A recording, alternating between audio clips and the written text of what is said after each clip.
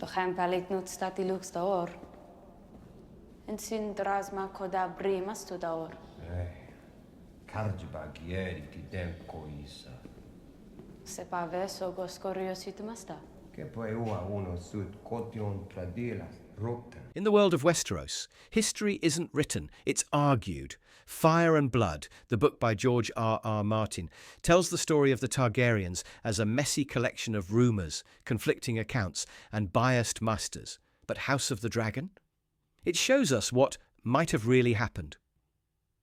Let's dive into the 10 biggest and most surprising differences between the book and the show, one by one.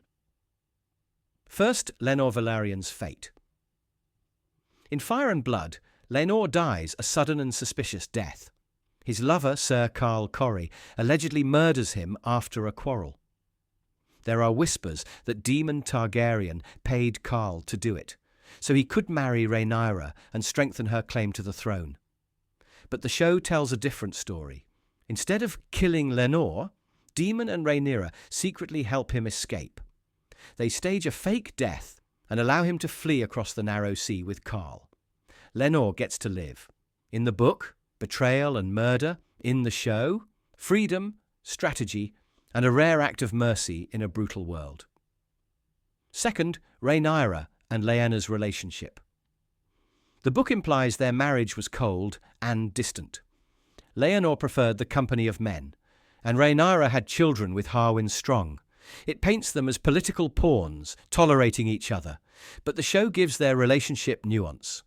Rhaenyra and Laenor are friends. They make an arrangement, live their separate lives, support each other publicly, and raise their family in peace. It's not a marriage of passion, but of mutual understanding. This shift changes how we see Rhaenyra, not as an adulteress, but as someone forced to navigate politics with grace and strategy. Third, Alicent Hightower's motivation. In the book, Alicent is portrayed as calculating. She champions Aegon's claim to the throne for power, pride, and influence. But in the show, she's more complex. She's a loyal daughter, pressured by her father Otto, a devout believer in duty and the Seven, and above all, a mother. When she hears Viserys mention Aegon with his dying breath, she misinterprets it as his final wish. Her motivations come from fear, love, and confusion, not just ambition. This reimagining adds emotional weight to her role in the conflict. In the book, Viserys is passive, a king who ignores warning signs and allows tensions to build. But the show turns him into one of the most tragic characters in Westeros. We see his physical decline, his emotional pain, and his desperate attempts to keep peace in a crumbling house. He truly loves his daughter, Rhaenyra.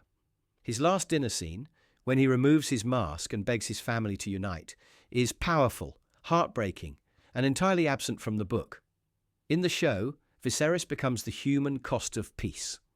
Fifth, the prophecy of Aegon the Conqueror.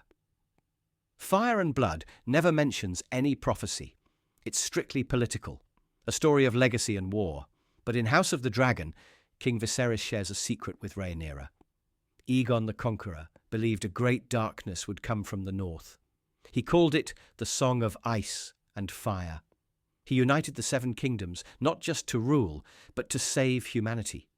This adds an entirely new layer of purpose to the Targaryen dynasty and connects House of the Dragon to Game of Thrones in a deeper way. Sixth, the death of Lucerys Velaryon. In the book, Lucerys' death is brutal, but vague. Aemond confronts him in a storm above Shipbreaker Bay. They vanish in the clouds, and later Lucerys' body washes ashore. Was it an accident? An execution? The book leaves it open. But in the show, it's crystal clear. Aemond loses control of Vhagar.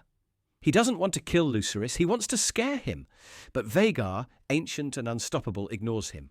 One bite, one scream, and Lucerys is gone. This changes Aemond's character completely, from cold killer to a man haunted by unintended consequences. 7. Rhaenyra's character book. Rhaenyra becomes hardened and cruel. The stress of politics and war transforms her into a bitter ruler. But the show gives her depth and restraint. She grieves for her parents, struggles to protect her children, and hesitates to go to war, even when provoked. She's still fierce, but her humanity is intact. This makes her fall later in the war feel more tragic and more earned. 8. Daemon's complexity. Daemon Targaryen is known in the book as the Rogue Prince, a mystery, a rebel, and often a violent man. The show doesn't soften him, but it humanizes him. We see his love for his brother, his tenderness toward his daughters, and his respect for Rhaenyra. He's still dangerous, still ruthless, but not a monster. He's one of the show's most compelling characters, because we're never sure where he truly stands. 9. The treatment of Rhaenyra's children. In Fire and Blood, the legitimacy of Rhaenyra's children is treated as open scandal. Everyone mocks it, including the maesters. But in the show, it's handled with empathy. Rhaenyra loves her sons fiercely. Harwin Strong's role is hinted at, but not exploited. The show invites us to see these children not as pawns, but as people who will suffer for decisions they never made. And finally, how war breaks out. The book is chaos. A council crowns Aegon. Rhaenyra reacts in fury, both sides rush into war. But the show takes its time. It builds tension, focuses on emotion. Lucerys' death isn't just a tragedy. It's the spark that lights the fire. We understand both sides. We feel the cost of every decision. By slowing things down, House of the Dragon shows us that the Dance of the Dragons didn't start with ambition. It started with pain. Fire and blood is the legend. House of the Dragon is the truth, messy, painful, and deeply human. And as we watch the pages of history come alive on screen, we're reminded that in Westeros, the real story often hides behind the silence between words. Who do you believe?